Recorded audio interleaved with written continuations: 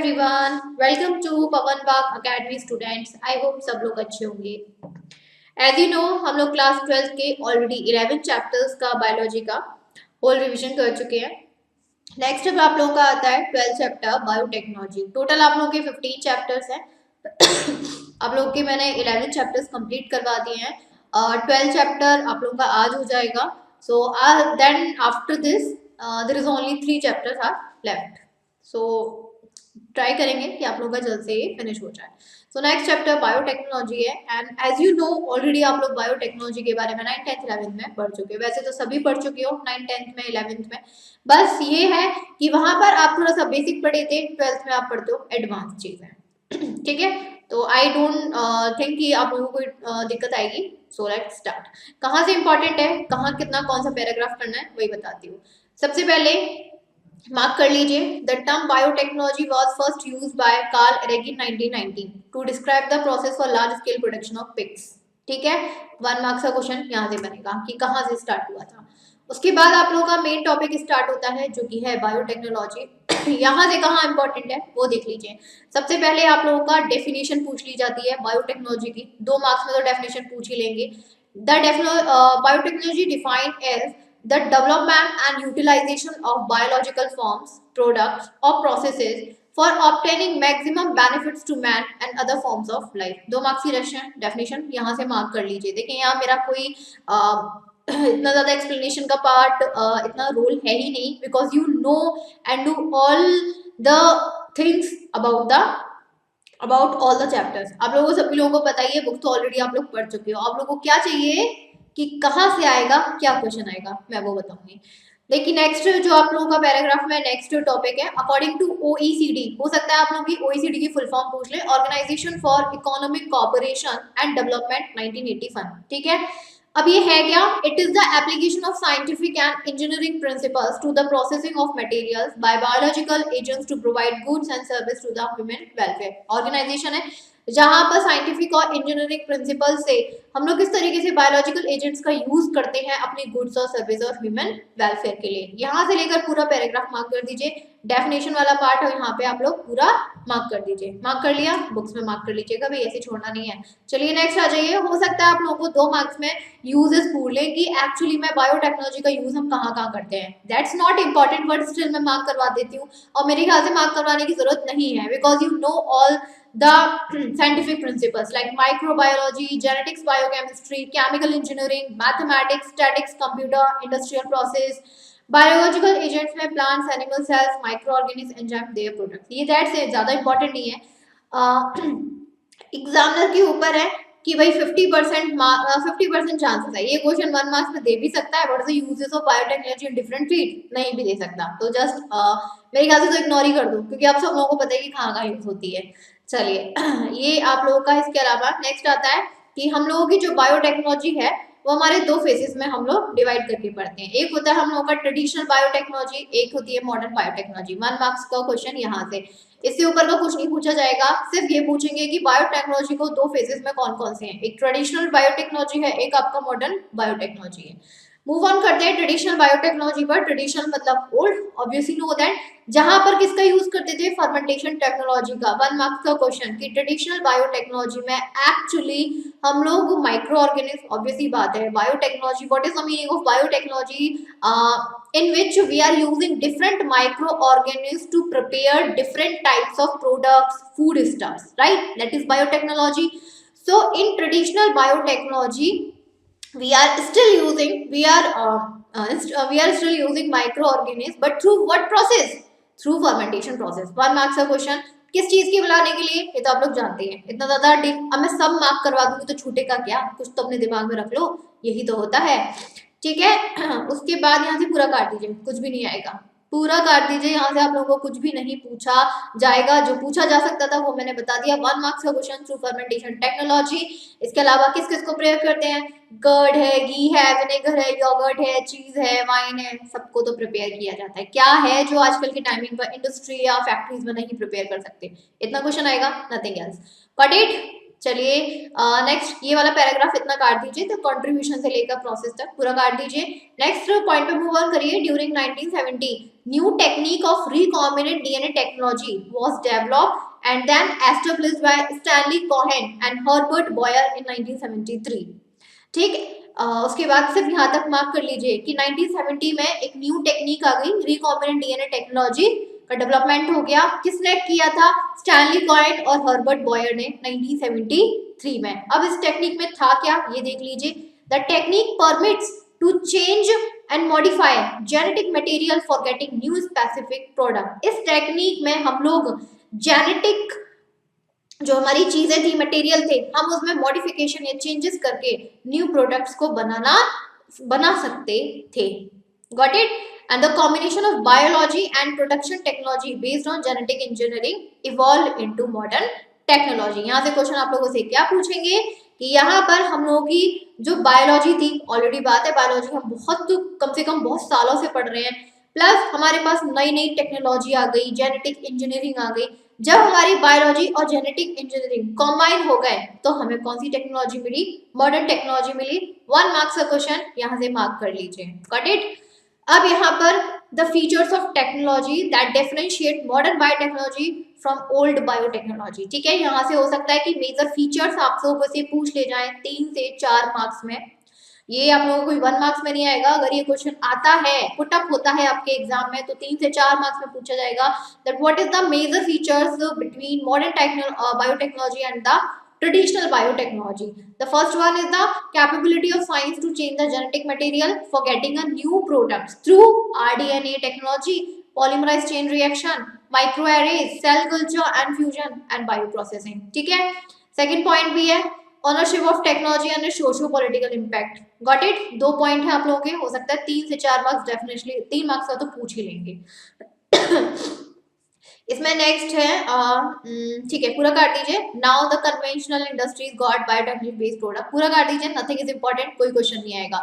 बस यहाँ पे 2 मेजर फीचर्स पूछे थे, वो मैंने आपको बता दिए, ये जरूर याद करके जाइएगा। डेफिनेट सी बात है 3 मार्क्स में तो पूछ ही लेंगे ये वाला।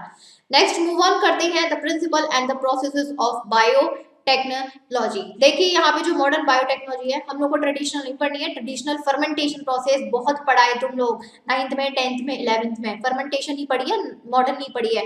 12th में मॉडर्न पढ़नी है हम लोगों को, तो मॉडर्न ही पढ़ेंगे। ट्रेडिशनल का भूल जाना कि हम ट्रेडिशनल पढ़ने वाले हैं। देखो यहाँ पे जो मॉडर्न बायोटेक्नोलॉजी है, 2 कोर टेक्निक्स इसमें बेस्ड होती है। मॉडर्न बायोटेक्नोलॉजी 2 टेक्निक्स पर बेस्ड है। The first one is genetic engineering, the second one is chemical engineering. 1 marks का क्वेश्चन बन गया। यहाँ से क्या पूछेंगे एग्जाम में? मॉडर्न बायोटेक्नोलॉजी कौन सी 2 टेक्निक पर बेस्ड है? Genetic engineering, chemical engineering. Genetic engineering में हो सकता है थोड़ा सा पैराग्राफ लिखवा लें 2 मार्क्स का। तो what is the genetic engineering? That is the genetic material DNA and RNA. Genetic engineering में किसका इन्वॉल्वमेंट होता है? जेनेटिक मटेरियल का, डीएनए और आरएनए में। यही हम लोग बात करें केमिकल इंजीनियरिंग, तो केमिकल इंजीनियरिंग में किस किस का इन्वॉल्वमेंट होता है यहाँ पर? Vaccine, antibodies, enzymes, organic acids, vitamin, therapeutics. यही पूछेंगे। यहाँ से हो सकता है टोटल 2 मार्क्स का क्वेश्चन बन जाए कि मॉडर्न बायोटेक्नोलॉजी किस पे बेस्ड है, आई मीन कौन कौन सी टेक्निक पर? जेनेटिक और केमिकल। जेनेटिक इंजीनियरिंग में क्या इंक्लूडमेंट है? 1 मार्क्स का लिख लेंगे, पूछ लेंगे। केमिकल इंजीनियरिंग में क्या किस बेस्ड होती है, तो वो आपसे कुछ पूछ सकते हैं। समझ में आया? यहाँ पे आप लोगों की डेफिनेशन भी दी हुई है। Genetic engineering that is defined as the manipulation of genetic material towards a desired end and a directed predetermined way using in a vitro process। 2 marks की डेफिनेशन हो सकता है जेनेटिक इंजीनियरिंग, पूछ भी लिया है। क्या है जेनेटिक इंजीनियरिंग? कि कोई भी जेनेटिक मटेरियल है, वैसे तो ऑलरेडी हमारी बॉडी में, प्लांट में, माइक्रो ऑर्गेनिज्म में प्रेजेंट होता है, लेकिन हम बहुत सारी प्रोसेस का यूज करके हम उसमें कुछ मैनिपुलेशन करते हैं, उसके जेनेटिक मटेरियल में मैनिपुलेशन करते हैं। That is genetic engineering. Right? यहाँ पे मैनिपुलेशन में पूछ सकते हैं कि मैनिपुलेशन में क्या क्या आता है। मैनिपुलेशन में इन्वॉल्वमेंट होता है कि डिफेक्टिव जीन्स की रिपेयरिंग कर सकते हैं, डिफेक्टिव जीन्स को रिप्लेस भी कर सकते हैं। राइट? किसके थ्रू? हेल्थी जीन्स या नॉर्मल जीन्स के थ्रू। ये मैनिपुलेशन में आ सकता है। अब इसके अलावा artificially synthesising of totally new जो इसके अलावा आर्टिफिशियली बात करें, ये तो मैनिपुलेशन की बात हुई। आर्टिफिशियली में क्या कर सकते हैं? आर्टिफिशियली में हम लोग न्यू जीन को सिंथेसाइज कर सकते हैं, जीन का ट्रांसफरेंस करवा सकते हैं एक ऑर्गेनिज्म से दूसरे ऑर्गेनिज्म में। ये तो पूरा इंपॉर्टेंट है, तो ये पूरा इंपॉर्टेंट मार्क कर लेना आप लोग लाइन वाइज, जैसे भी आप करना चाहते हैं। ठीक है, उसके बाद यहाँ पर जी दोनों पैराग्राफ आप लोग काट दीजिए, यहाँ से आप लोग कुछ नहीं पूछा जाएगा, यहाँ से कर लीजिए। The genetic engineering is alternatively called recombinant DNA technology और जीन क्लोनिंग। 1 मार्क्स का क्वेश्चन। ये दोनों पैराग्राफ ऊपर के काट दीजिए, यहाँ से कोई इंपॉर्टेंट है नहीं, यहाँ से कोई क्वेश्चन भी नहीं आएगा। सिंपल आप लोगों के 1 मार्क्स का क्वेश्चन क्या पूछेंगे, that genetic engineering is alternatively is called recombinant DNA technology और जीन क्लोनिंग। नेक्स्ट आ जाइए, अब हम लोग यहाँ पे इसको थोड़ा सा डिटेल में पढ़ते हैं, that is technique of gene cloning और आरडीएनए टेक्नोलॉजी। Got it. पहले तो आप लोगों को यहीं पे लिखवा लेंगे as a definition, that in gene cloning a gene of known function can be transferred from its normal location into a cell via suitable vector, and the transferred gene is replicated normally and is handed over to the next progeny। यहाँ पे gene cloning के बारे में बताया गया है। Actually में होता क्या है जीन क्लोनिंग में, 2 मार्क्स का लिखवा लेंगे आप लोगों को। जीन क्लोनिंग में क्या है कि एक्चुअली जीन का हम लोगों को हर किसी जीन का फंक्शन पता होता है, वो पता लगा लिया जाता है लेबोरेटरी में। अब किसी की बॉडी में वो जीन नहीं काम कर रहा, हो सकता है भाई ठीक है नहीं कर पा रहा, कोई डिफेक्ट हो गया, तो उसकी बॉडी में उस जीन को निकाल के कोई दूसरा मतलब वही दूसरी बॉडी का वही जीन जो ढंग से फंक्शन कर रहा है ट्रांसफर करवाया जा सकता है, that is gene cloning. 2 marks का डेफिनेशन लिखवा सकते हैं, वो आप देख लीजिए। एक्स्ट्रा इन्फॉर्मेशन आप लोगों को करके जानी है यहाँ पर। अब यहाँ पे कौन कौन से टूल्स और टेक्निक्स हैं जो जीन क्लोनिंग में हेल्प करते हैं, तो वो देख लीजिए। डायरेक्ट ये वाला तो पूरा काट दीजिए, यहाँ से तो कुछ लिखने वाली बात ही नहीं है। कौन कौन से टूल्स हैं, कौन कौन से डिवाइसेस हैं, उस पर मूव ऑन करते हैं। Different instrument that is devices, macromolecules such as DNA, RNA, protein etcetera are synthesised in the living cells. पता है ना सब लोगों को, लिविंग सेल्स में ये सब बनता है। which vary in their molecular weight, solubility, presence of charges, absorbance of light। Light सब में होता है, सब में डिफरेंट डिफरेंट होगा, मेरे में कुछ और होगा, आप लोगों में कुछ होगा। And several techniques are used to isolate and characterise the macromolecules. और आज के प्रेजेंट टाइमिंग पर इन मॉलिक्यूल्स के बारे में, इनके फंक्शन, आइसोलेशन, कैरेक्टर्स के बारे में पता लगाने की बहुत सारी टेक्निक्स आ चुकी है। The size of different types of molecules varies and therefore their molecule weights also varies। होता है, सब में होगा, ऑब्वियस ही बात है। अब ये जो टेक्निक्स होती हैं हम लोगों की, ये यूज करी जाती हैं कि वो जो मॉलिक्यूल्स हैं उनका वेट कितना है, जेल परमिशन कितना है, ऑस्मोटिक प्रेशर कितना है, ion exchange chromatography, spectroscopy, mass spectroscopy, electrophoresis, ये सारी टेक्निक्स हैं जो हमारे इसमें पूरे यूज की जाती हैं। जैसे कि एक है इलेक्ट्रोफोरेसिस, यहाँ पे 2 मार्क्स का लिखवा लेंगे। व्हाट इज इलेक्ट्रोफोरेसिस, डिफाइन कीजिए। The separation of charge molecules applying an electric field and it is applied for the separation of DNA, RNA and proteins and DNA being negatively charge migrates to anode. Electrophoresis chemistry में भी पढ़ा होगा। यहाँ पर जो हमारे charge molecules हैं उनको सेपरेट करने के लिए इलेक्ट्रिक फील्ड में उनको रखा जाता है।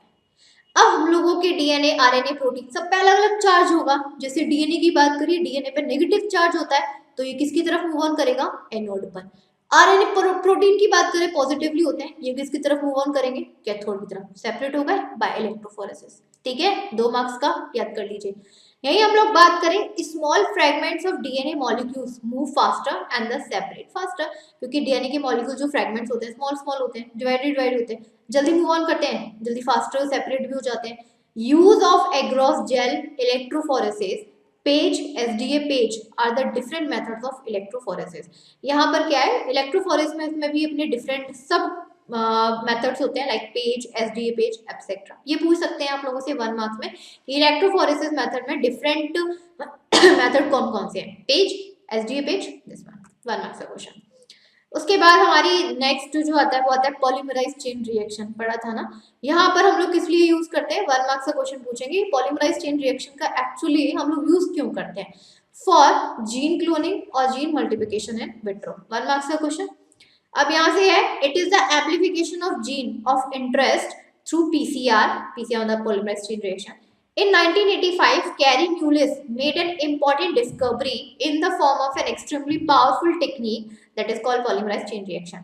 1 या 2 मार्क्स में ये क्वेश्चन बनेगा, मार्क कर लीजिए, इंपॉर्टेंट। अब इसके अलावा क्या है, PCR can generate a billion copies of desired segment of DNA or RNA with accuracy and specificity in a matter of few hours. पूछेंगे कि PCR एक्चुअली में मिलियंस ऑफ कॉपीज किसकी बना सकता है, डीएनए और आरएनए की. ठीक है, सिर्फ इतना 1 मार्क्स का क्वेश्चन ये बनेगा आप लोगों का. The process of PCR completely automated and involves automatic thermal cycle for denaturation and renaturation of double stranded DNA. और ये पूरा जो पैराग्राफ है इंपॉर्टेंट मार्क कर लीजिए. यहाँ से 1 मार्क्स का भी बन सकता है, 2 मार्क्स के लिए भी लिखने के लिए आ सकता है, या 3 मार्क्स में भी लिखने के लिए आ सकता है. देखो जहां से इंपॉर्टेंट बन सकता है मैं वही बताऊंगी, इसके अलावा मैं आपको नहीं बताने वाली हूँ. उसका एक्स्ट्रा पढ़ने का हमने कोई भी वो नहीं है. डायग्राम जरूर करके जाइएगा, इंपॉर्टेंट है डायग्राम तो सारे. उसके बाद यहाँ पे the device required for PCR is called thermal cycler. ठीक है, ये भी इंपॉर्टेंट है, मार्क कर लीजिए. PCR is in vitro amplification of desired DNA segments, which requires DNA containing desired segment to be amplified. Several molecules of 4-deoxyribonucleoside triphosphate (DNTPs), excess of 2 primer molecules, heat stable DNA polymerase, and appropriate quantity of magnesium ions. किस किस की requirement होती है ये बताया गया. पूरा paragraph mark कर लीजिए, इंपॉर्टेंट है. यानी कि कहाँ से इंपॉर्टेंट हो गया, ये जो आप लोगों का पीसीआर वाला है ऑलमोस्ट पूरा ही इंपॉर्टेंट है, इसको बिल्कुल मत छोड़िएगा. अब नेक्स्ट मूव ऑन करते हैं मैकेनिज्म पर. मैकेनिज्म में आप देख सकते हैं जब पीसीआर स्टार्ट होता है, जो डीएनए सेगमेंट्स हैं एट जो टू प्राइमर मॉलिक्यूल्स थे और जो 4-deoxyribonucleoside ट्राइफॉस्फेट थे and thermostable DNA polymerase are mix together in the Eppendorf tube. इसमें मिक्स कर दिए.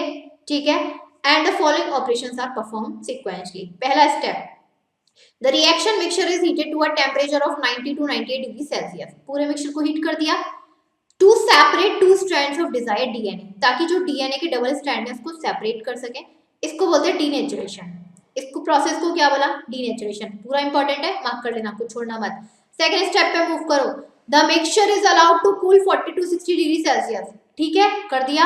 Now that permits pairing of the primer to the complementary sequences in DNA. This is called annealing. अब यहाँ पर क्या आता है, जैसे बहुत सारे डीएनए के मॉलिक्यूल्स होंगे इस तरीके से, बहुत सारे. ठीक है, इसका स्ट्रैंड अलग हो गया, इसका अलग हो गया, इसका अलग हो गया, इसका अलग हो गया. अब यहाँ पर हम लोगों ने जब मिक्सचर को कूल डाउन किया तो ये वाला स्ट्रैंड किसी दूसरे वाले स्ट्रैंड के साथ, ये वाला किसी दूसरे वाले के साथ क्या होगा, कंबाइन होगा, अपनी पेयरिंग बनाएगा. इसको बोलते हैं एनेलिंग.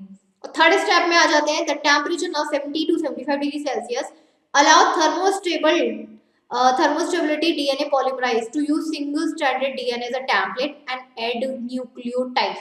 इसमें क्या होता है, जो DNA polymerase है अब यहाँ पर हम इस DNA polymerase को as a single strand DNA as a template use करेंगे और उसमें न्यूक्लियोटाइड ऐड करेंगे. इसको बोलते हैं primer extension. It takes around 2 minutes duration. पूरा दोनों स्टेप इंपॉर्टेंट है, स्टेप लिखने के लिए आ सकते हैं, वो भी आप लोगों के 5 से 6 मार्क्स में पूरा करके चाहिएगा. Now one cycle takes around 3 to 4 minutes. एक साइकिल कंप्लीट होने में 3 से 4 मिनट लगते हैं. To begin second cycle DNA is again heated to convert double stranded DNA into a single stranded. Again अगर हमें यही प्रोसेस रिपीट करनी है तो सेम करेंगे. In automatic thermal cycler the above 3 steps are automatically repeated 20 to 3 times. अपने आप repeat होते हैं 20 to 30 times. At the end of n cycle 2n copies of DNA segments are produced. जब हम इसको बहुत सारे 20 से 30 टाइम्स इसको इस पूरी प्रोसेस को रिपीट करवाते हैं तो हमें डीएनए की काफी सारी 2n, n यहाँ पे नंबर है, हमें नहीं पता कितनी कॉपीज मिलेंगी, दैट्स व्हाई यहाँ पे n लिख दिया है. बहुत सारी डीएनए सेगमेंट्स की कॉपीज मिल जाएंगी. Now to perform entire operation automatically and precisely, यहाँ पे ये मशीन अपने आप काम करती है. On the desired number of cycles is completed, the amplified DNA segment is purified by gel electrophoresis. उसके बाद डीएनए सेगमेंट्स को जेल इलेक्ट्रोफोरेसिस से प्यूरिफाइड कर देते हैं. After its sequencing, the amplified DNA segment can be inserted into a cloning vector. अब जिस vector के अंदर, मतलब जिस वेक्टर में जिस पर्सन को वो डीएनए सेगमेंट्स चाहिए, उस वेक्टर के अंदर एक वेक्टर लेंगे, उसके अंदर वो डीएनए सेगमेंट डालेंगे, उस वेक्टर को फिर उस पर्सन के अंदर एडअप कर देते हैं, उसके अंदर डीएनए सेगमेंट उसको मिल जाता है. सिंपल. अब आते हैं हम लोग यहाँ पर बायोलॉजिकल टूल्स पर. ये तो हम लोग के कुछ सिंथेटिक टूल्स थे. बायोलॉजिकल टूल्स कौन से होते हैं?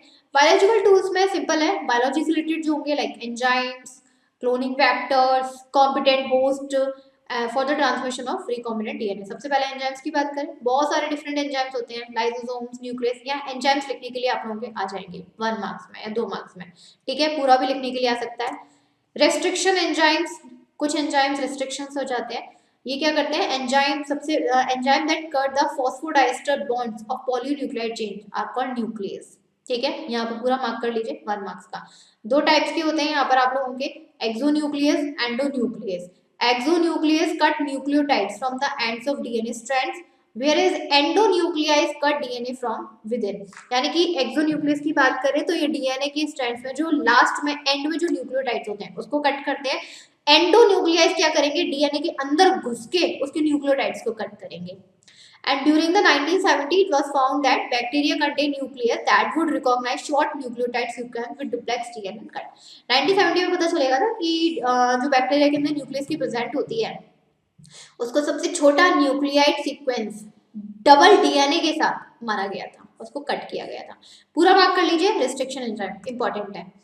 अब मेरे ख्याल से थोड़ा सा वो पोर्शन कम आएगा जो इम्पोर्टेंट नहीं है, अब वो पोर्शन ज्यादा आएगा जो ज्यादा इम्पोर्टेंट है। The phosphodiester backbone at highly specific sites on both strand of duplex is cut by these enzymes, ठीक है, इनके थ्रू एंजाइम्स करे जाते हैं। और इन एंजाइम्स को हम लोग रिस्ट्रिक्शन एंडोन्यूक्लियस या फिर रिस्ट्रिक्शन एंजाइम्स भी कहते हैं, because they are used by the bacteria to destroy various viral DNA that might enter to the cell, thereby restricting the potential growth of the virus, ठीक है। And the restriction enzyme serves as a defense mechanism। 1 marks का question यहाँ से पूछ लेंगे। The bacteria protects its own DNA from nucleolytic attack by methylating the base at the susceptible sites, a chemical modification that blocks the action of the enzyme। जो bacteria के अंदर DNA होता है खुद को प्रोटेक्ट करता है, वो न्यूक्लियोलाइटिक अटैक प्रोड्यूस करता है सॉरी इसके अंदर अगर कोई न्यूक्लियोलाइटिक अटैक होता है तो ये मिथाइलेटिंग बेस एक केमिकल मॉडिफिकेशन करता है, राइट। और कोई भी अपने एंड्स पर, डीएनए के एंड्स पर, और कोई भी एंजाइम डीएनए पर कोई भी एक्शन नहीं कर सकता। That's whole paragraph is very important. यहाँ पर भी पूरा इंपॉर्टेंट मार्क कर लीजिए। आई डोंट थिंक कि कुछ ऐसा होगा जो इंपॉर्टेंट नहीं है। The restriction enzyme are the molecular scissor, एक तरीके से सीजर का काम करते हैं क्योंकि ये डीएनए के एंड्स को कट करते हैं, इसीलिए हम लोग रिकॉग्नाइजेशन सीक्वेंस या रिकॉग्नाइजेशन साइट्स भी कहते हैं। यानी कि जिस साइट पर ये एंजाइम रिस्ट्रिक्शन एंजाइम डीएनए को कट करते हैं that site is called recognition sites. और ये हर एक ऑर्गेनिज्म के डीएनए में अलग अलग होती हैं, सेम नहीं होती हैं। सिर्फ यहाँ तक कर लीजिए, ये वाला काट दीजिए पूरा, तो कट इट। रिकॉग्निशन सीक्वेंस में आप देख सकते हैं यहाँ पर कि अलग अलग कौन सी चीजें हैं, अलग अलग एंड्स पर बताए गए हैं। The sequence recognized by restriction enzymes are 4 to 8 nucleotides long and characterized by a particular type of internal symmetry। यहाँ देख सकते हैं जैसे आर्थोबैक्टर ल्यूटस, यहाँ पे सोर्स ऑर्गेनिज्म एंड स्ट्रे। इसमें जो रेस्ट्रिक्शन एंजाइम्स हैं एल्यूवन है, ये ऑर्गेनिज्म का नाम है। इसमें रिकॉग्नाइजेशन सीक्वेंस ये होता है AGCT, वही adenine guanine cytosine thiamine, TCGA। यहाँ पर क्या होता है, जब इसको कट किया जाता है बीच से तो ये बन जाता है AGTC और ये बन जाता है CT and GA। Blunt and, इसके जो एंड्स होते हैं ब्लंट होते हैं, पूरी तरीके से शार्प नहीं होते। BAM-HI रिस्ट्रिक्शन एंजाइम्स है। बैक्टीरिया का नाम है बैसिलस एमाइलो लिक्विफैशंस H। इसका जो सीक्वेंस होता है GGATCC CCTAGG।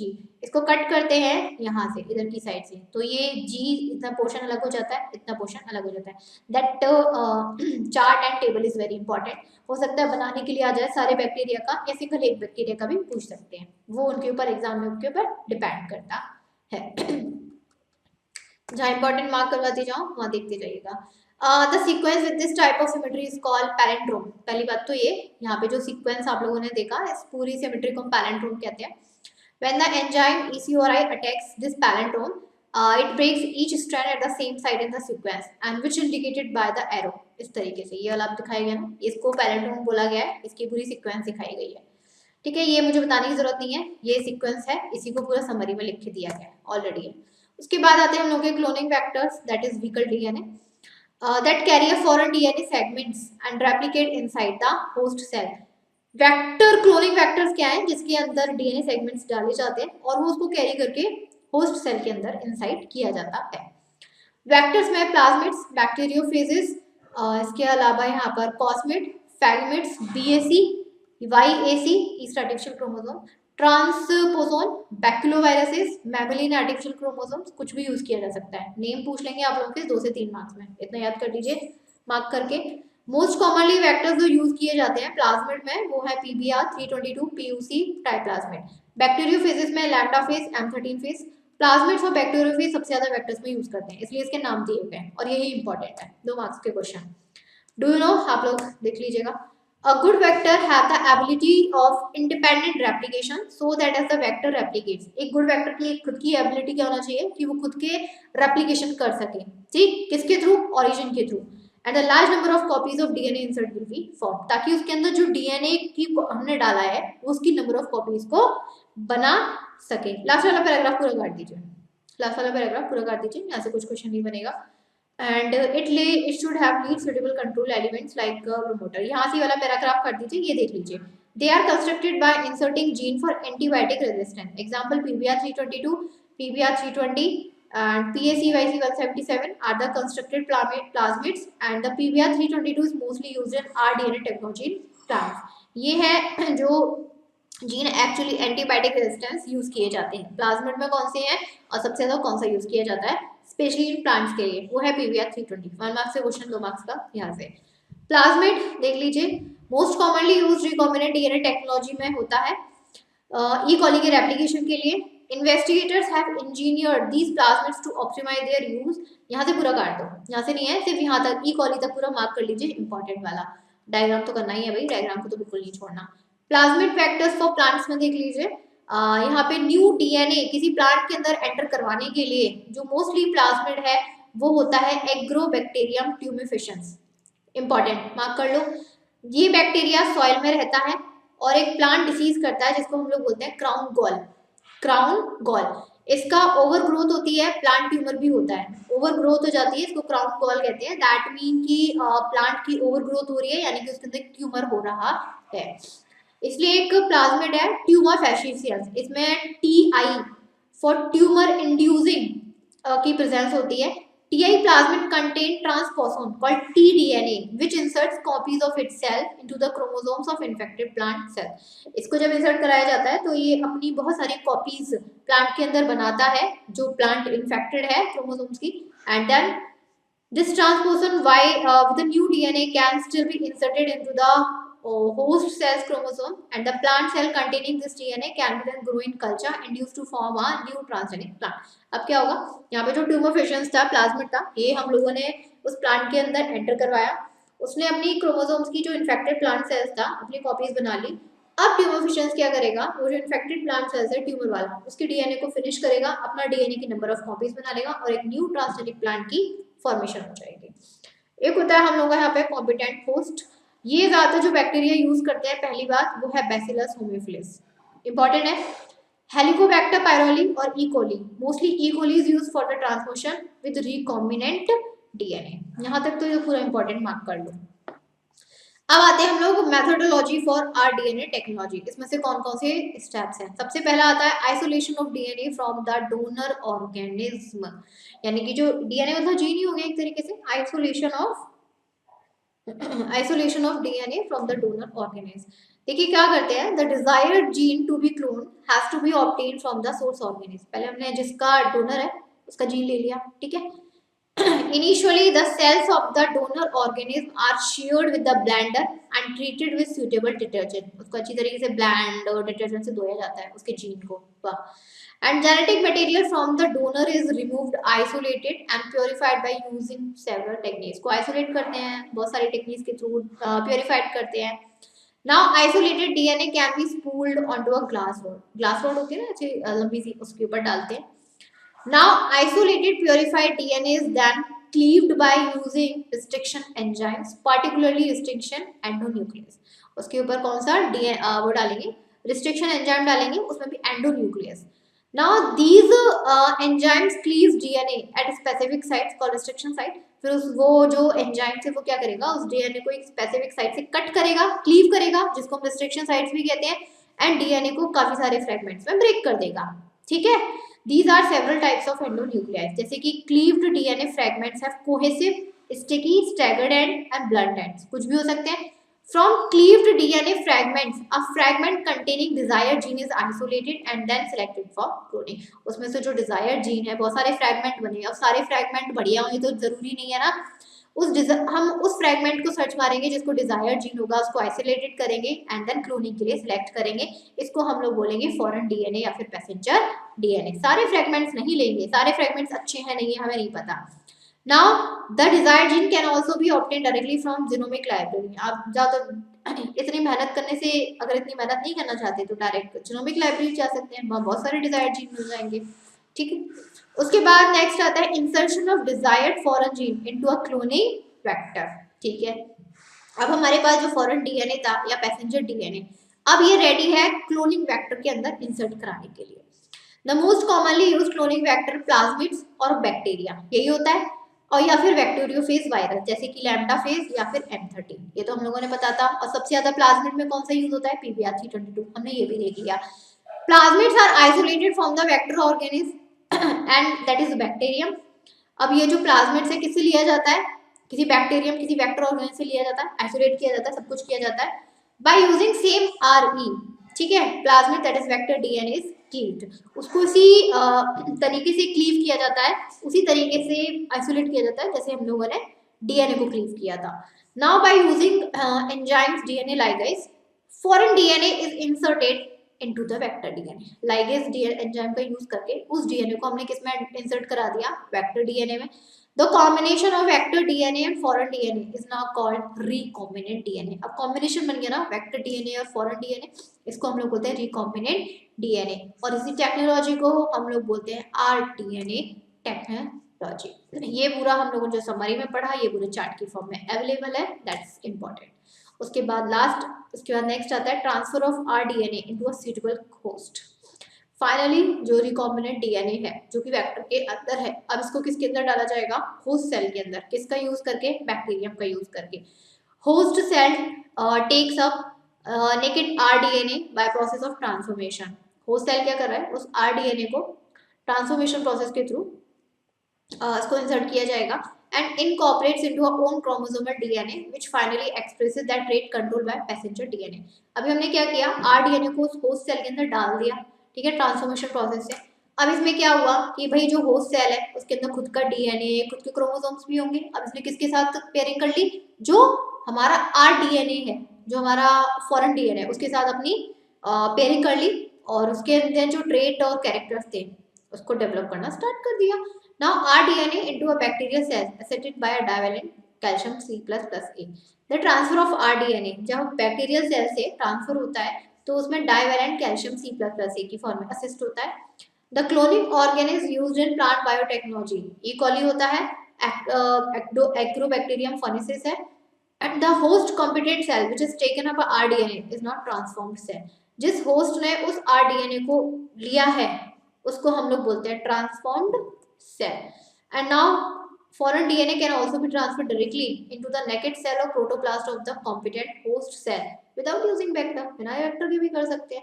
इसमें जो टेक्निक्स यूज होती हैं वो है electroporation, micro injection, lipojection, shotgun, ultrasonification, biolistic method, plants में ट्रांसफॉर्मेशन TI प्लाज्मिड्स यानी कि A ट्यूमिफेसेंस के थ्रू कर सकते हैं। ये प्लांट्स का था, बाकी ऊपर वाला जो हमने बताया वो लिविंग ऑर्गेनिक्स का था, आई मीन एनिमल्स वगैरह का। एंड नेक्स्ट पॉइंट होता है selection of the transformed host cell. जब हम लोग ट्रांसफॉर्मेशन करते हैं, राइट, बहुत सारे process generate some mixed population of transformed and non transformed host cell. हमारे पास तो कॉम्बिनेंट, नॉन रिकॉम्बिनेंट बहुत सारे होस्ट सेल्स होते हैं। The isolation of recombinant cells from non recombinant cells marker gene of plasma vector is employed. वहां पर क्या है? बहुत सारे combinant cell, non combinant cell की पूरा मार्कर आइसोलेशन किया जाता है। अब जैसे कि PBr322 है, ये हमारा प्लाज्मिड का वेक्टर है, इसके अंदर कुछ अपने जीन होंगे, ठीक है। यही हम लोग बात करें PST बना रही थी, इसको जब हमने यूज किया it knocks out ampicillin resistant gene. इनके अंदर कौन सा जीन था? Ampicillin, right, so that the recombinant cell become sensitive to ampicillin. अब जो रिकॉम्बिनेंट सेल होगा वो किसके अगेंस्ट काम करेगा? आई मीन किसकी तरीके से सेंसिटिव हो जाएगा? एम्पिसिलिन के लिए। तो हर एक वेक्टर के अंदर अपने अलग जीन होते हैं, अलग एंजाइम्स होते हैं, अलग DNA होता है, और जब वही चीजें डाली जाती है यहाँ पर किसी होस्ट सेल के अंदर, वो उसी के सेंसिटिव हो जाता है, उसी तरीके से शो करता है।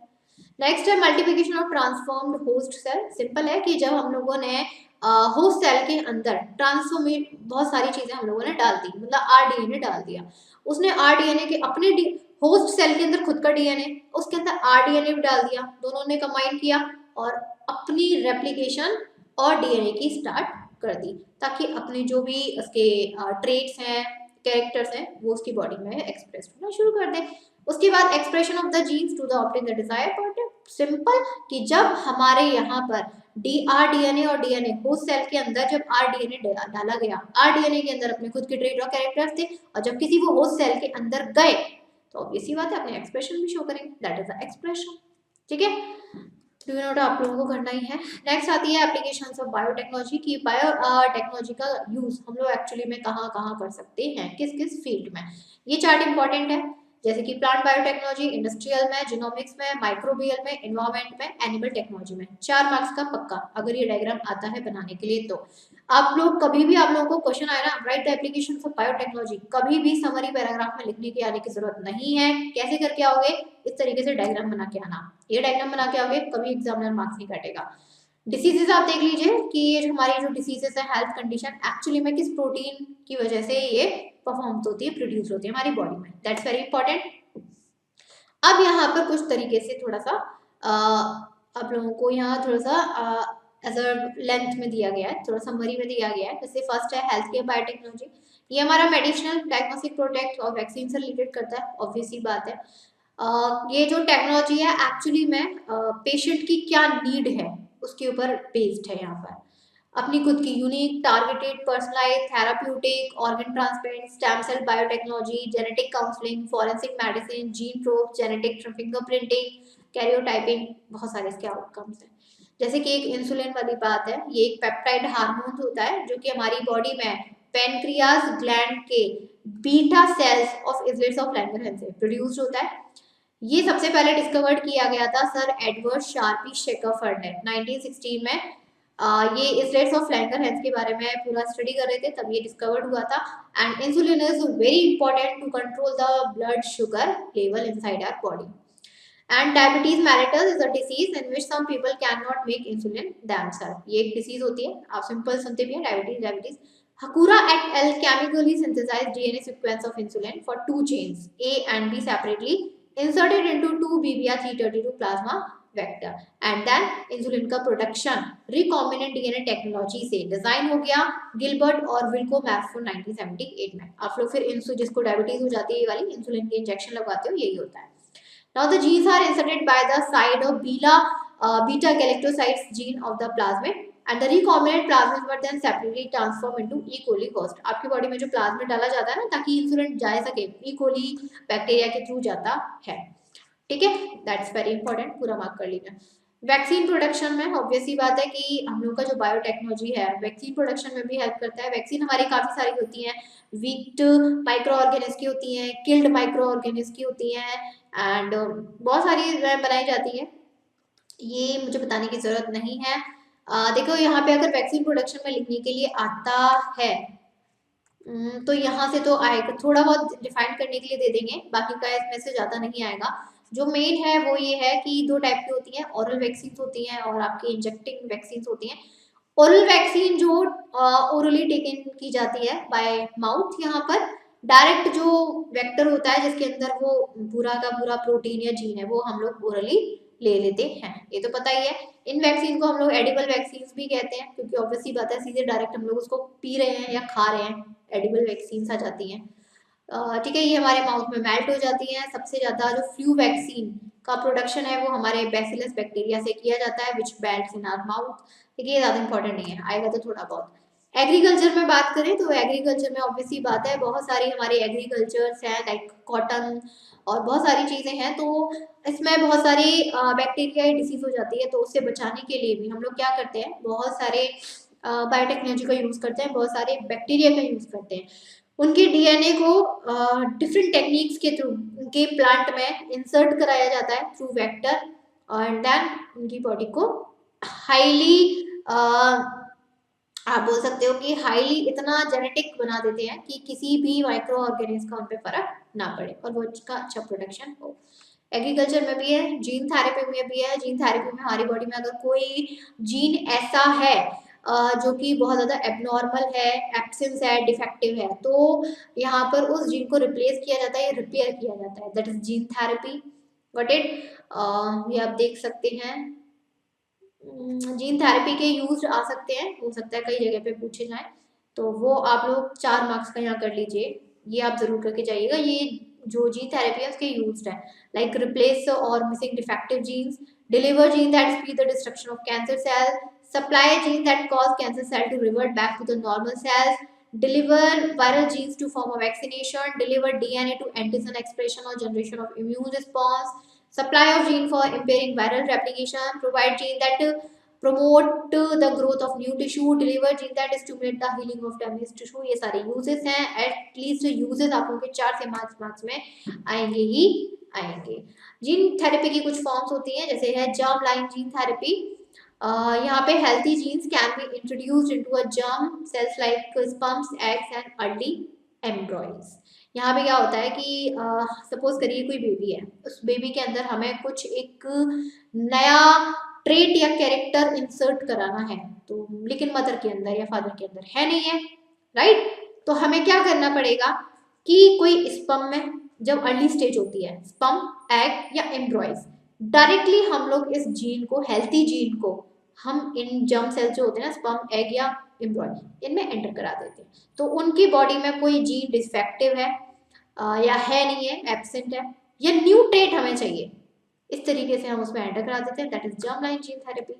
सोमैटिक सेल्स, ऑब्वियसली बात है, हमारी बॉडी में कुछ सोमैटिक सेल्स भी होते हैं जो कि बोन मैरो, हैप्टिक सेल्स और फिब्रोलास्ट में पाए जाते हैं, ये तो पता ही है आप लोगों को।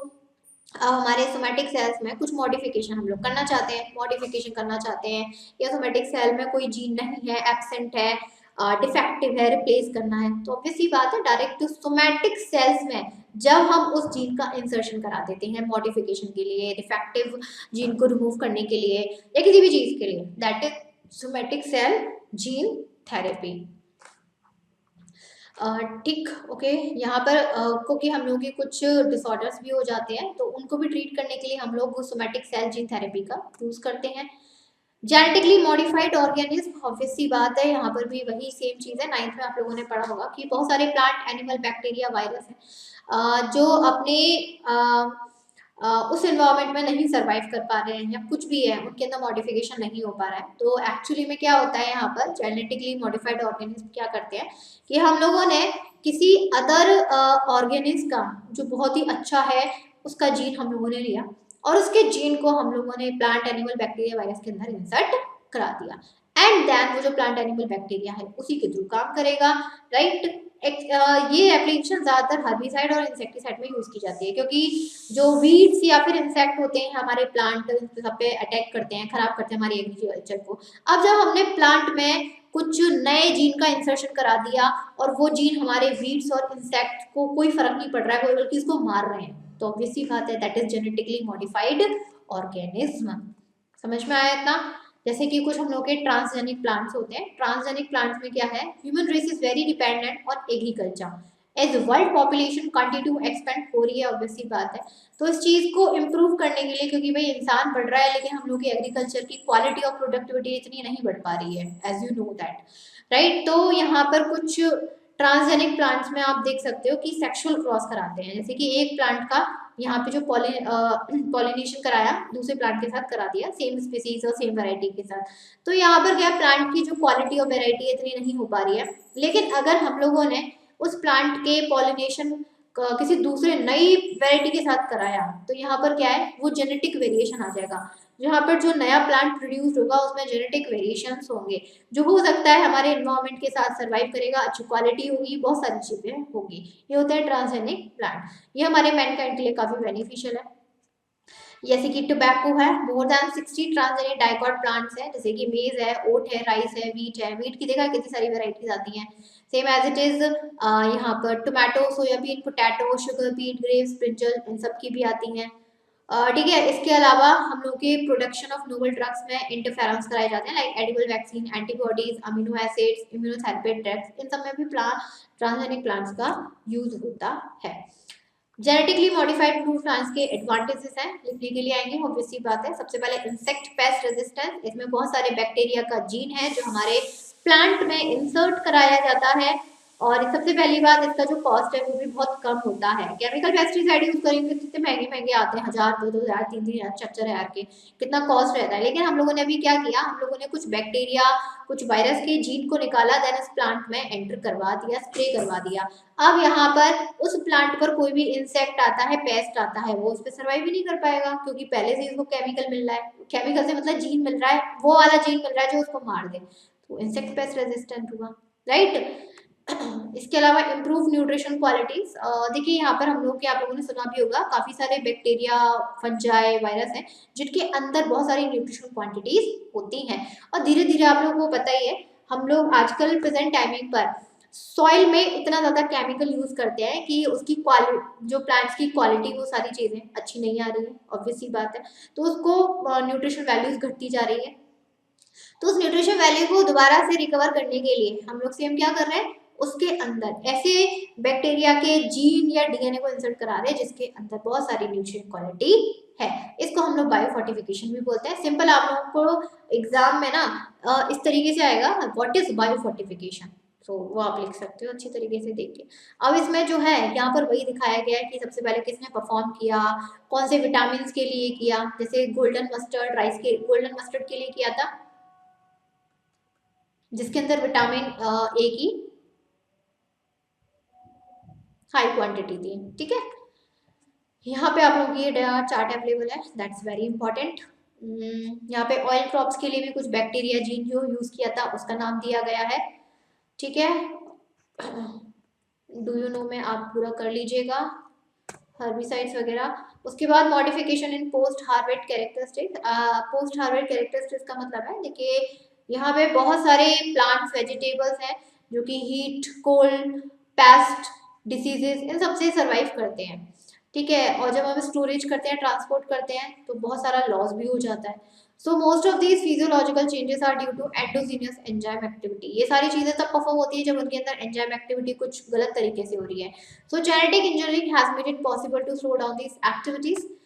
जैसे कि टोमेटो है, उसके अंदर polygalactose break down the cell wall constituent pectin leading to softening of fruit during ripening. अब क्या हुआ, जैसे कि एंजाइम होता है टोमेटो के अंदर, पॉलीगैलेक्ट्रोनरेज, हो सकता है 1 मार्क्स का क्वेश्चन यहाँ से पूछ लें। ये क्या करता है, टोमेटो के ऊपर जो सेल वॉल होती है ना, पैक्टिन, उसको सॉफ्ट कर देता है पकाते टाइम। इस टाइमिंग में क्या होता है, वो इजीली से डैमेज हो जाता है, पिलपिला सा हो जाता है, कहते हो ना। तो अभी यहाँ पे क्या किया हम लोगों ने, इस चीज को बचने से लिए हम लोगों ने उसके अंदर एंटीसिन जीन एंटर करवा दिया।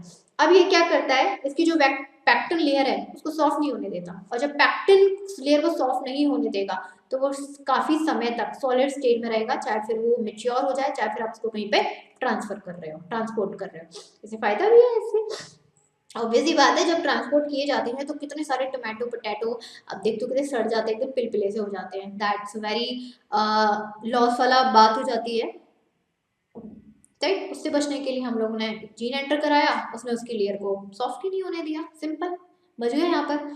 Plant as a factories, obvious ही बात है, यहाँ पर प्लांट फैक्ट्रीज ही हैं जिससे हम लोग बहुत सारे बायोकेमिकल्स, वैक्सीन्स, इन सब का प्रोडक्शन करते हैं। Starch, sugar, lipid, proteins, chemical, perfume and बहुत सारी fossil fuels, renewable energy, plastic, would, enzymes, vaccine and hormones, antibodies, सब किससे मिल रहा है, प्लांट से ही मिल रहा है। That's why we called as a plant as a factory. जैसे कि बात करें human growth hormone with the gene inserted into the chloroplast DNA of tobacco plant. Growth hormone में एक्चुअली में टोबैको प्लांट का डीएनए इंसर्ट किया जाता है, बताओ। इसके अलावा काफी सारी इन्फेक्शियस एजेंट्स हैं, like HIV, respiratory syncytial virus, RSV, HSV, जो कि हमारे कोल्ड कर देते हैं हम लोगों को। सो इससे बढ़ने के लिए प्रोटीन एंटीजेंस यूज किए जाते हैं एज अ वैक्सीन, जैसे कि patient specific anti lymphoma vaccine. B cell lymphoma are clones of malignant B cell expressing on their surface a unique antibody molecule. और बहुत सारे यहाँ पर वैक्सीन हैं जो प्लांट से ही प्रोड्यूस की जाती हैं। यहाँ पे कुछ कमर्शियल प्रोडक्ट्स बात कर लेते हैं। सुपर ग्लू टोमेटो प्लांट से प्रोड्यूस होता है with gene encoding for powerful adhesive proteins. ये सारे कर लीजिए। यहाँ पर हर किसी प्लांट का बताया गया कि कौन सा प्लांट किस चीज के लिए यूज है, किसकी न्यूट्रिशन वैल्यू किस चीज में काम आती है, एंटी मलेरियल, बहुत सारी चीजें। ये मुझे बताने की जरूरत नहीं है, ऑलरेडी यू नो दैट, पूरा मार्क कर लीजिए। Transgenic plant producing edible vaccines के लिए यूज होता है। सिंपल, आप लोगों को यहाँ पे कुछ इंपॉर्टेंट तो नहीं है, राइट। देखो यहाँ पे हर कोई पैराग्राफ ज्यादा इंपॉर्टेंट हो, दैट्स नॉट पॉसिबल। कुछ पैराग्राफ इसमें आप लोगों का वेस्ट होगा जहाँ से कोई क्वेश्चन नहीं बन सकता। आपको सिर्फ और सिर्फ वो पॉइंट मार्क करना है जहाँ से इंपॉर्टेंट है। देखिए यहाँ पे आप लोग जैसे मार्क कर लो, genetically altered plant can protection to infectious disease, क्योंकि उससे बहुत सारी वैक्सीन बनती हैं। जैसे कि हम लोग बात करें potatoes, tomato, banana, soybean, alpha serial the most common food propose for edible vaccine delivery. यहाँ तक इतना मार्क कर दीजिए। ट्रांसजेनिक एनिमल्स की बात करें तो आजकल ट्रांसजेनिक एनिमल्स भी आ रहे हैं, जैसे कि हम लोग बात करें माइस, रेड रैबिट्स, पिग, ये आरडीएनए टेक्नोलॉजी के थ्रू भी प्रोड्यूस्ड किए जा रहे हैं। इनमें क्या है, हम लोग जो न्यू टाइप का जो जीनोम है, जीन है, एंटर करवाते हैं इनके स्पर्म और एग में, एंड देन इनके अलग अलग कॉन्ट्रास्ट तरीके के आप लोगों को सारी चीजें मिल जाती है जैसा आप चाहते हो। फॉरेन डीएनए इंट्रोड्यूस कराया जाता है एनिमल्स में, उनके खुद का डीएनए और फॉरेन डीएनए रिकॉम्बिनेंट बनाता है, फिर डीएनए को रिपेयरिंग कर लेता है, एंड देन अपनी पेयरिंग करते चलते रेप्लिकेशन करता है, और नए टाइप के जो उसके अंदर ट्रेट या कैरेक्टर्स होने चाहिए वो आने वाली जनरेशन में शो ऑफ होते हैं।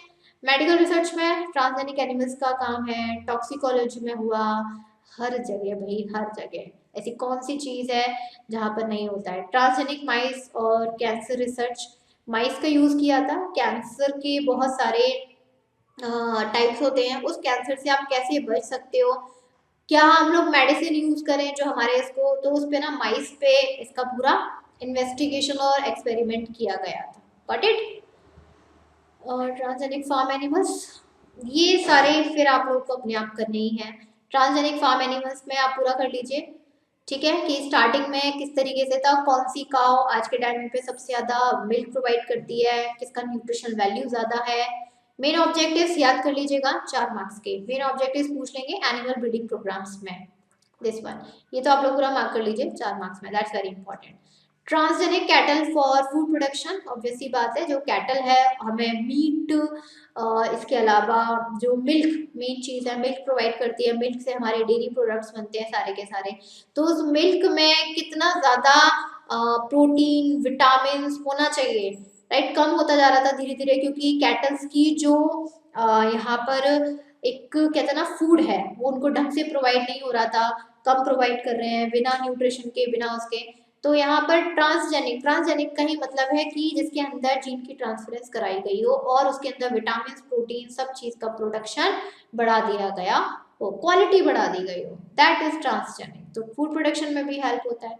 ह्यूमन थेरेपेटिक प्रोडक्शन में भी है। ह्यूमन थेरेपेटिक प्रोडक्शन का मतलब है कि बहुत सारा जो प्रोटीन है, बहुत सारे सीरम है और बहुत सारे एंजाइम्स हैं जो हम लोगों के एनिमल से बनाए जाते हैं ह्यूमंस के लिए। ये आप लोगों ने ऑलरेडी 9th में भी और उसमें भी पढ़ा होगा, 9th में भी। ये वाला पैराग्राफ मार्क कर दीजिए, transgenic cow born in Scotland वाला, दैट इज वेरी इंपॉर्टेंट। और बहुत सारी एप्लीकेशंस हैं जहाँ पर हम लोग ट्रांसजेनिक जो हम लोग की एंटीबॉडीज हैं सबका यूज करते हैं। ट्रांसजेनिक शीप भी सेम है, ट्रांसजेनिक पिग्स का भी है, फिश का भी है, चिकन का भी है, पूरा आप कर लीजिए यहाँ पर। Okay got it. ये आप लोग का लिखने के लिए नहीं आएगा, ये मैंने इसलिए पोर्शन इतना लाइटली करवा दिया क्योंकि यहाँ से आप लोग को ज्यादा नहीं आएगा। सिंपल इसमें से किसी एक का पूछ लेंगे, माइस का, केटल का, चिक का, चिकन का, किसी एक का पूछा जाएगा, सबका नहीं लिख आएगा। तो वही है सेम, लिखना आपको अपनी लैंग्वेज में ही है, सिर्फ याद क्या करना है, उसका जीन याद कर लीजिए, कौन सा जीन इंसर्ट कराया गया। दूसरा यहाँ पर कि इसमें किस चीज का लेवल हाई गया गया, प्रोटीन का, किस विटामिन का, राइट। और उसमें क्या क्या कैरेक्टर्स, उसमें न्यू जो आरडीएनए टेक्नोलॉजी के थ्रू करा गया उसमें क्या क्या कैरेक्टर्स हुए, सिर्फ इतना कर लीजिए, उसके ज्यादा आप लोगों को करने की जरूरत नहीं है। और आएगा भी लिखने के लिए किसी ट्रांसजेनिक के लिए तो ज्यादा से ज्यादा 4 या 3 मार्क्स का, इससे ज्यादा आप लोगों को वो लिखने के लिए नहीं देंगे। Got it. उसके बाद आता है यहाँ पर बायोएथिक्स, बायोपायरेसी और बायो पेटेंट। वाला, ये 3 पॉइंट्स हैं आप लोगों के। नेक्स्ट टर्म्स आते हैं हम लोग के bioethics, biopiracy and bio patent. ये आप लोगों के इस चैप्टर के लास्ट टर्म्स हैं, bioethics, biopiracy, bio patent. Important भी है, इंपॉर्टेंट मार्क कर लीजिए। एग्जाम में आपको 3 तरीके से पूछे जाएंगे, या तो उसको तीनों को डिफाइन करने के लिए दे देंगे विद देयर फंक्शंस, राइट, या फिर आप लोगों को ये दे देंगे कि एक एक अलग अलग दे देंगे, बायोएथिक्स अलग दे दिया, एक दे दिया, बायोपायरेसी दे दिया, बायो पेटेंट, तीनों में से कोई एक आ सकता है। 1 वर्ड के क्वेश्चंस भी इनमें से कोई भी बन सकते हैं। तो ये तीनों ही जो टर्म्स है that's very important. First we will talk about the bioethics. देखिए यहाँ से कहाँ से इंपॉर्टेंट है वो मार्क कर लीजिए। These ethics usually deals with the matters related to socially acceptable moral duty, conduct and judgment। ये 3 एथिक्स है। 3 एथिक्स में हम लोगों के जो मैटर्स इसमें इन्वॉल्वमेंट होते हैं, socially acceptable moral duty, conduction and judgement. ठीक, अगर हम अदर वर्ड्स में कहना चाहें that it helps to regulate the behaviour of community by some set of standard. यहाँ तक इंपॉर्टेंट मार्क कर लीजिए। इसके अलावा इसमें कुछ भी नहीं है। पहला तो आप लोग इतना लिखोगे कि एथिक्स एक्चुअली किसका इन्वॉल्वमेंट करते हैं, किस चीज से इसमें डील करते हैं। Got it. यहाँ से इसके अलावा फिर यहाँ से मार्क कर लीजिए that bioethics helps study moral vision, decision, policies of human behaviour and relation to biological phenomena और इवेंट्स। अगर आप लोगों को सिंपल बोल दिया जाए that what is the meaning of ethics and ethics actually में किस चीज से डील करते हैं, तो आप इतना पॉइंट आप लिख के आ सकते हैं। फिर आप लोगों को दिया जाएगा कि यहाँ पर बायोएथिक्स डिफाइन कीजिए, पायरेसी कीजिए या पेटेंट वाला कीजिए। ठीक है, तो सबसे पहले हम लोग यहाँ मूव ऑन करते हैं नेक्स्ट पर। दैट कहाँ से इंपॉर्टेंट है वो तो आप लोग को लिखा ही नहीं हूँ। Ethics deals with the life. ठीक है, किससे डील करते हैं? लाइफ से। In vitro fertilisation, sperm bank, gene therapy, cloning, gene manipulation, euthanasia, death maintaining those who are in comated state, parental genetic selection etcetera. यहाँ तक मार्क कर लीजिए। यही हम लोग बायोटेक्नोलॉजी के बेसिस पर बात करें तो बायोटेक्नोलॉजी ने इसका जो स्पेक्ट्रम है और ज्यादा वाइड कर दिया, like cloning, transgenic, gene therapy, Unix, rDNA technology etcetera.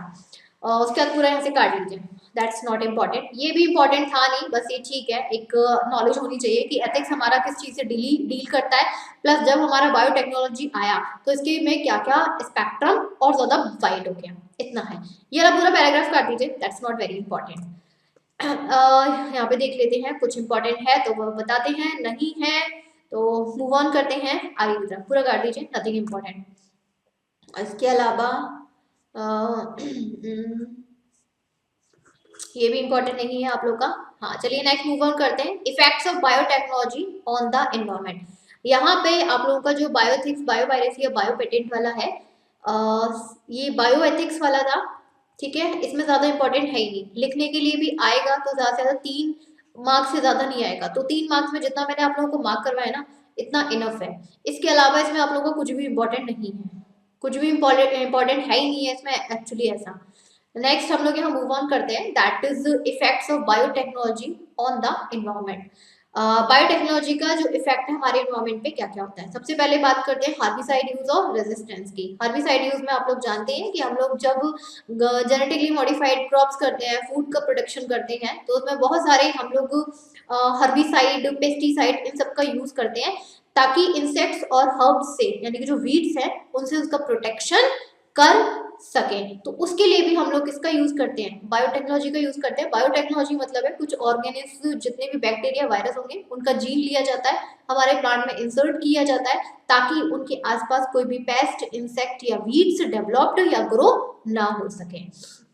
However, herbicide use could be increased, which have to negative effect on surrounding environment। अब क्या है, अगर हम जब भी herbicide वगैरह का यूज करते हैं तो ऑब्वियस ही बात है वो होता है केमिकल, जो हमारे आसपास के सराउंडिंग पे क्या करेगा? इफेक्ट करेगा। कहने को वो वीड्स को मारता है, ठीक है, लेकिन अगर हम इसी हर्बिसाइड की जगह हम लोग किसी ऑर्गेनिज्म का जीन यूज करें और हम उसके प्लांट में इंसर्ट करा दें, तो इससे क्या होगा कि उसके आसपास कोई भी वीड्स ग्रो होंगे ही नहीं। कोई भी वीड्स जब वहां पे ग्रो नहीं होंगे, क्योंकि जहां पे ग्रो होने की कोशिश करेंगे तो वहां के जो प्लांट्स हैं उनके अंदर एक ऐसी एबिलिटी आ चुकी है कि वो उस वीड्स को पूरी तरीके से क्या कर देंगे?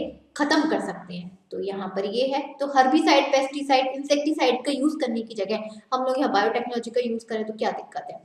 Effects on untargeted species. अब यहाँ पर क्या होता है, जैसे बीटी कॉर्न है, ठीक है, which produces its own pesticide। आज के टाइमिंग पर भी यूज होता है।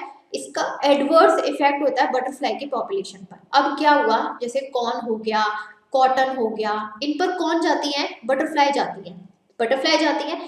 बटरफ्लाई क्या कर रही है, कॉर्न और कॉटन के प्लांट्स को खराब कर रही है। चलो ठीक है, इसी बिट अब हम लोगों ने क्या किया, कॉर्न और कॉटन के अंदर एक ऐसे जीन का इंसर्शन करा दिया जो बटरफ्लाई के पास आए और उसके नेक्टर को, जूस को पीने की कोशिश करे, सक करने की कोशिश करे, तो क्या होगा वहां पर वो बट उस प्लांट के अंदर, कॉर्न या कॉटन की प्लांट के अंदर जो जीन का इंसर्शन है वो तो बटरफ्लाई के लिए टॉक्सिक का काम करेगा। वो जीन उस बटरफ्लाई के बॉडी में चला गया, जब उसने उसकी कॉर्न और कॉटन के नेक्टर को सक किया, बटरफ्लाई क्या हो गई, मर गई। इस तरीके से क्या हो रहा है कि हम लोगों ने तो किसी अच्छे काम के लिए यूज किया बायोटेक्नोलॉजी का, लेकिन बदले में क्या हो गया कि जो स्पीसीज अनटारगेटेड थी, हमारा मेन मोटिव ये नहीं था कि बटरफ्लाई को मारना है या किसी इंसेक्ट को मारना है, हमारा तो मेन मोटिव ये था कि हमें अपनी सिर्फ प्लांट बचाना है, लेकिन बदले में जो बटरफ्लाई की पॉपुलेशन थी बहुत ज्यादा इफेक्ट हो गया, राइट। तो ये होता है अनटारगेटेड डिसीज पे जो इफेक्ट हो गया। यही हम बायोटेक्नोलॉजी का ह्यूमन हेल्थ पे करें, जैसे एलर्जीज होती हैं। अब यहाँ पे क्या है, जेनेटिकली मॉडिफाइड क्रॉप्स। चलो ठीक है, हम लोगों ने जेनेटिकली मॉडिफाइड क्रॉप्स का प्रोडक्शन तो किया, लेकिन इसका ह्यूमन हेल्थ पर बहुत ही नेगेटिव इफेक्ट आया। जब हम लोग ये जो क्रॉप लेते हैं जेनेटिकली मॉडिफाइड क्रॉप, यहाँ पर आज के टाइमिंग पर आप एक भी पॉपुलेशन में, हमारी पूरी पॉपुलेशन में 100% पॉपुलेशन में 90% पॉपुलेशन हमारी जीएमओ क्रॉप, मतलब सब खाते हैं, 100% जीएमओ क्रॉप्स चल रही है, लेकिन 90% पॉपुलेशन एलर्जिक रिएक्शन से सफर कर रहे हैं। ब्राजील में एक सर्वे हुआ था, ब्राजील में देखा गया, ब्राजील में कि जब उन्होंने जीएम क्रॉप्स ली तो वहां पर जो सोयाबीन में मिथोनोइन से उनका प्रोडक्शन किया गया था, मिथोनोइन जीन से, तो वह ब्राजील में वहां पर उनको एक तरीके की एलर्जिक रिएक्शन हो गई सोयाबीन से, वो सोयाबीन नहीं खा सकते थे। कुछ भी हो सकता है एलर्जिक रिएक्शन में, बुखार आ जाना, सर में दर्द हो जाना, बॉडी पर रैशेज आ जाना, आंख लाल हो जाना, नोज से पानी निकलना, एलर्जीज में कुछ भी हो सकता है। तो जीएम क्रॉप्स ठीक है, ये प्रोडक्शन क्वालिटी, क्वांटिटी एंड जो एग्रीकल्चर है उसका प्रोडक्शन तो ज्यादा कर रही है, लेकिन बदले में ह्यूमन हेल्थ को कितना इफेक्ट कर रही है, एलर्जिक रिएक्शन प्रोडक्शन कर रही है। तो ऑब्वियस सी बात है। एक होते हैं लॉन्ग टर्म इफेक्ट्स, ऑब्वियस सी बात है, जब डीएम टेक्नोलॉजी से हम लोग किसी भी प्लांट को ग्रो करते हैं तो जब उसका इफेक्ट हमारी हेल्थ पर होता है, लॉन्ग टर्म इफेक्ट होता है, कोई शॉर्ट टर्म इफेक्ट नहीं होता। New proteins, as we know that कि जब जीएम टेक्नोलॉजी से हम क्रॉप को ग्रो करते हैं तो उसमें बहुत सारे अलग अलग जीन का इंजेक्शन किया जाता है, जहां पर बहुत सारे न्यू टाइप के प्रोटीन, विटामिन, मिनरल्स उस क्रॉप में इंसर्ट कराए जाते हैं।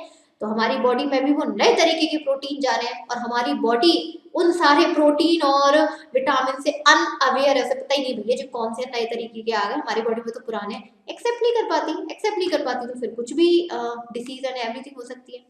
फूड एडिटिव्स की बात करें, फूड एडिटिव्स की मतलब यहाँ पर है कि बहुत सारे फूड्स में क्या है, आजकल के टाइम में, पहले देख रहे थे फूड्स में जो न्यूट्रिशन वैल्यू वो कम होती जा रही थी, ठीक है, या फिर एंटीबायोटिक्स या वैक्सीन की बात करें, बहुत सिंपल तरीके से पहले आता था, इतनी ज्यादा उनमें न्यूट्रिशन, प्रोटीन इसका इन्वॉल्वमेंट नहीं होता था। लेकिन अब क्या किया, यहाँ पर वही सेम एज इट इज, किसी भी अगर हमारी बॉडी में किसी फूड से किसी चीज की कमी हो रही है न्यूट्रिशन की, कुछ नहीं, उस क्रॉप में उस न्यूट्रिशन का इंजेक्शन कराया, हमारी बॉडी को दे दिया। एंटीबायोटिक्स, आजकल की न्यू टाइप की एंटीबायोटिक्स, वैक्सीन का प्रोडक्शन हो रहा है, जो क्या कर रही है हमारी बॉडी में कहीं ना कहीं प्रॉब्लम ही कर रही है, ऐसा नहीं है कि बहुत ज्यादा फायदेमंद कर रही है। यहाँ पर एक ये वाला जो पॉइंट है स्टार्टिंग का वो तो काट दीजिए, यहाँ पर मूव ऑन करिए। That in terms of GMO the Indian government has set up the genetic engineering approval committee, that is GAAC, full form पूछ सकते हैं। This organization makes decisions regarding the validity of research involving GMO and addresses the safety of GMO introduced the public use। यहाँ से पूरा mark कर लीजिए, that's very important। ऊपर वाला काट दीजिए पॉइंट, that's not। नेक्स्ट हम लोग यहाँ पे मूव ऑन करें बायो पेटेंट पे, बायोथिक्स देख लिया, बायो पेटेंट। बायो पेटेंट में क्या है, that patent is a special right granted to the inventor by the government and the patent is a personal property of inventor, it can be sold like any other property। Patent एक special right है एक तरीके से, जो कि कोई भी inventor है उसको गवर्नमेंट के थ्रू प्रोवाइड किया जाता है। पेटेंट किसी भी पेटेंट क्या है, एक पूरा स्पेशल राइट है। अगर किसी के पास कोई पर्सनल प्रॉपर्टी है तो उस प्रॉपर पर्सनल प्रॉपर्टी को वो किसी भी दूसरे को बेच सकता है आसानी से। और ये पेटेंट 3 पार्ट्स में डिवाइडेड है। ग्रांट मतलब किसी चीज का एग्रीमेंट देना, स्पेसिफिकेशन एक्चुअली में सब्जेक्ट मैटर क्या है, and claim scope of invention to be protected. Actually में वो किस प्रोटेक्शन या किस वजह से वो किसी को दे रहा है। ये भी एक तरीके का बायोलॉजिकल पेटेंट है। इसको strains of micro organism, cell lines, genetically modified strains, DNA sequences, biotechnology processes, product and application, इन सबसे के लिए अवार्ड मिल चुका है। अब आप कहोगे ये तो मैम प्रॉपर्टी की बात हो रही है। एक बात बताओ, किसी ने किसी सेल का, किसी प्रोटीन का, किसी विटामिन का इन्वेंशन किया, ठीक है, अब वो उस चीज को किसी को देना चाह रहा है, ठीक है, तो उसके पास पेटेंट है, एक स्पेशल राइट है जो गवर्नमेंट ने दिया है कि अगर कोई चीज आपने बनाई है और उसका श्रेय, कहते हैं ना, श्रेय दे दिया उसने, अब अगर आप उसका श्रेय किसी को देना चाहते हो, आप उस चीज को किसी दूसरे को सेल करना चाहते हो, यू कैन, आप दे सकते हो। गवर्नमेंट ने ये चीज आप लोगों को राइट दे रखा है, ठीक है, ये चीज होती है। यहाँ से ये वाला जो पॉइंट है ये आप पूरा काट दीजिए, दैट्स नॉट इम्पोर्टेंट। यहाँ से देखिए that Indian patent allows process patent, not the product patent. Prior patent allows the patent holder to exclude others from making, using, selling or importing protected invention for a limited period of time. यहाँ पर Indian patent में क्या होता है, Indian patent में process patent तो allowed है लेकिन प्रोडक्ट पेटेंट अलाउड नहीं है। दैट मीन कि अगर कोई भी हमारे इंडिया में साइंटिस्ट है, कोई भी रिसर्चर है, वो अपने प्रोडक्ट को नहीं सेल कर सकता बस प्रोडक्ट को सेल कर, सॉरी, प्रोसेस को कर सकता है। यानी कि अगर कोई इन्वेंटर है, उसने कोई चीज बनाई, तो उसकी प्रोसेस को वो दूसरे को बता सकता है, दूसरे को अपनी पूरी प्रोसेस बता सकता है, सेल कर सकता है, प्रोडक्ट को नहीं कर सकता। उस प्रोडक्ट पे नाम उसी का आएगा जिसने इन्वेंशन करी है, प्रोसेस जरूर बताती जाएगी, वो इन्वेंशन बता देगा हाँ ये मेरी प्रोसेस है, लेकिन प्रोडक्ट का नाम हमेशा उसी के टाइम से आएगा। और कोई भी प्रोडक्ट है, आपको बताइए ना, हमारे इंडिया में लिमिटेड पीरियड ऑफ टाइम के लिए चलता है, हमेशा के लिए नहीं। ज्यादा जो 5 ईयर्स का ग्रांट होता है, 5 ईयर का होता है, ज्यादा से ज्यादा 7 ईयर का, यानी कि 7 साल का और बढ़ जाएगा, इससे कम नहीं होता, इससे ज्यादा नहीं होता। 5 या 7 साल है कोई भी प्रोडक्ट चलता है, बाद में तो सब खत्म हो जाता है। First bio patent was patented pertaining to genetically engineering bacterium Pseudomonas used for clearing oil spill. पहला बायो पेटेंट था, मार्क कर लीजिए, important. Patent under the title control of plant gene expression was issued jointly to Delta Pinet company and US department of agriculture. पूरा mark कर लीजिए। And patent is based on a gene that produces a protein toxic to plant, thus do not allow seeds to germinate, and this patent was not granted by Indian government. पूरा mark कर लीजिए। उसके बाद यहाँ से आप लोग पूरा काट सकते हैं, यहाँ से आप लोग पूरा काट दीजिए, नथिंग इम्पोर्टेंट। लिखने के लिए आए इतना लिखिए, इसके ज़्यादा लिखने की जरूरत नहीं है। नेक्स्ट आता है आप लोगों का biopiracy. Pirates in general terms are those who steal and kill others to enrich themselves. Pirates तो जानते हैं ना, जिसने किसी को चुरा लिया और जिसका मालिक है उसको मार देना, पायरेट्स, पायरेट सब लोग जानते होंगे। But biopirates are those who do not kill but steal the patent. यहाँ पर जिसका प्रोडक्ट है उसको मारा नहीं जाएगा, इन्वेंटर को मारा नहीं जाएगा, लेकिन उसके प्रोडक्ट को चुरा लिया जाएगा। It's like a theft of various natural products and then selling them by getting patent without giving any benefits और compensation back to the host country. Suppose करिए हमारी कंट्री ने कुछ बनाया, सपोज कर लिया, यूएसए ने क्या किया, हमारे फॉर्मूले वगैरह को चुरा लिया, अब उस फॉर्मूले से बना के वो उस प्रोडक्ट को बना रही है और अपनी कंट्री में सेल कर रही है, और उसका जो बेनिफिट हो रहा है वो हमें वापस भी नहीं दे रही है। That is biopiracy. Okay, and it is unauthorized misappropriation of any biological resource and indigenous knowledge. पूरा मार्क कर लीजिए, that's very important. सबसे ज्यादा बायोपायरेसी आता है लिखने के लिए। Most developed, industrialized and financially rich nations are poor in biodiversity or traditional knowledge, whereas developing and underdeveloped nations have ample of biodiversity. देखिए यहाँ पे important तो नहीं है, लेकिन यहाँ बोला क्या गया मैं बता देती हूँ, पूरा कट कर दीजिए, बस समझ लीजिए एक्चुअली इसमें है क्या। देखो हम लोगों के काफी सारे नेशंस हैं जो इंडस्ट्रियलाइज, फाइनेंशियली बहुत रिच हैं, उनके पास ट्रेडिशनल नॉलेज है, लाइक इंडिया। इंडिया एक ऐसी कंट्री है जहां पर सबसे ज्यादा देसी जुगाड़ है, देसी इलाज चलते हैं, चलते कि नहीं चलते हैं, लोग यूज करते हैं, देसी नुस्खे जानते हैं। अब इन नुस्खे को कोई कंट्री क्या है, किसी से चुरा ले, हमारे प्रोडक्ट बनाए, कोई वो बनता है ना, क्या बनती है, दवा बनाई किसी ने, ठीक है, हिंदी में याद नहीं आ रहा, वैद्य जो होते थे, ठीक है, तो वो क्या करते थे, अपनी कुछ नुस्खे का यूज करके दवाइयाँ बना रहे हैं, वो नुस्खा किसी दूसरे के हाथ लग गया, उस नुस्खे का यूज करके, प्रोसेस का यूज करके उसने वो प्रोडक्ट बनाया, कंट्री में सेल किया, अपनी सिटी में सेल किया, लेकिन उसका बेनिफिट हमें नहीं दिया, जो पैसे आए उसका कुछ टैक्स वैक्स तो देना चाहिए, हमारी प्रोसेस है, नहीं दिया, दैट इज बायोपायरेसी। और आज के टाइम पे बहुत सारी ऐसी कंट्री है जो कि इंडस्ट्रियलाइज, फाइनेंशियली, बायोडाइवर्सिटी, ट्रेडिशनली बहुत अच्छी है, अपनी चीजें खुद बना रही है, लेकिन जो कंट्री ऐसी नहीं है वो इन चीजों को चुराती है एंड देन मार्केट में वो सारी चीजें निकाल के बेचती है, और बदले में हमें कोई बेनिफिट भी नहीं देती है, क्या फायदा ऐसे का। Got it? समझ में आ गया? ये पूरा काट दीजिए, नथिंग इज इम्पोर्टेंट, जहां पर इम्पोर्टेंट है वो बताऊंगी भाई, जहां नहीं है वहां हमें नहीं करना चाहिए। हाँ, ये एक तरीके से इलीगल वर्क है, ये मुझे बताने की जरूरत नहीं है। चलिए डायरेक्ट एग्जांपल्स पे मूव ऑन करिए बायोपायरेसी के, यहाँ पे पैराग्राफ कोई इंपॉर्टेंट नहीं है। जैसे पेटेंटिंग ऑफ नीम, आजादी रश्ता इंडिका, इसका जो साइंटिफिक नेम है, यहाँ पे क्या है देखो, नीम का हम लोग को जो यूज है पता नहीं कब से, इमेमोरियल टाइम से यूज कर रहे हैं, है ना, इट्स लाइक अ एंटीबायोटिक। अब यहाँ पे क्या हुआ, यूएसडीए, अमेरिकन एमएनसीडब्ल्यूआर एंड ग्रेस, इनको पता चला, एंड यूरोपियन पेटेंट ऑफिस को इनको पता चला कि यार इंडिया के पास इतना बढ़िया नुस्खे हैं, नीम का ऐसे यूज करते हैं। अब उन्होंने क्या किया, उस पेटेंटिंग को हम लोगों से चुरा लिया, नीम का जो भी पूरी चीजें थी उसको चुरा ली और अपने प्रोडक्ट बता के बेचने लगी, दैट इज बायोपायरेसी। ये भी एग्जांपल्स है। बासमती, सबसे पहले जो बासमती राइस है ना, बासमती राइस जिसमें विटामिन ए बहुत ज्यादा क्वांटिटी में, गोल्ड राइस, ये हम लोग इंडिया में डेवलप्ड हुआ था, ये आप पूरा पैराग्राफ देख सकते हो, ये हमारे इंडिया में डेवलप्ड हुआ था, लेकिन 1997 के बाद यूएस पेटेंट और ट्रेडमार्क ऑफिस ने हमसे वो रेसिपी या चूजें थी हमसे चुरा ली। ठीक है, चुराने के बाद अपना नया प्रोडक्ट बना दिया, उसका नाम रख दिया टैक्समती। देखो ये रहा, हमारे इंडिया में नाम था बासमती और उन्होंने रख दिया टैक्समती। ठीक, और अलग अलग कंट्री में अलग अलग जगह पे बेचने लगी, एंड देन उसके बाद हमें कुछ भी नहीं हुआ। Due to people's movement against RiceTec in March 2001 the US was rejected all the claim. लोगों ने मार्च वार्च में निकाला कि भाई इंडिया की चीज है क्या, हमसे चुरा रहे हो, बेच रहे हो, बहुत मार्च निकली 2001 में, पर यूपीएसटीओ ने क्या किया, सारे क्लेम्स को रिजेक्ट कर दिया कि ऐसा कुछ भी नहीं है, हमारी चीज है। एक हल्दी की बात, हल्दी तो हमारे इंडिया में कितना यूज होती है यार, बहुत ज्यादा उस पर यूज करी जाती है, इसको तो ये माना जाता है कि बस वरदान है, लेकिन यहाँ पर क्या हुआ, दो अमेरिकन रिसर्चर्स थे, मिसिसिपी मेडिकल सेंटर से, उन्होंने यूएस, ये इंडिया का ओरिजिन थे, यूएस पेटेंट और ट्रेडमार्क ऑफिस पर क्लेम कराया कि जो हल्दी है वही हीलिंग प्रॉपर्टी का काम करती है, और ये हम लोगों की इंडिया में है, इंडिया में हम लोगों ने इस चीज को डिस्कवर किया है कि एज अ एंटीप्रोपेटिक काम करती है।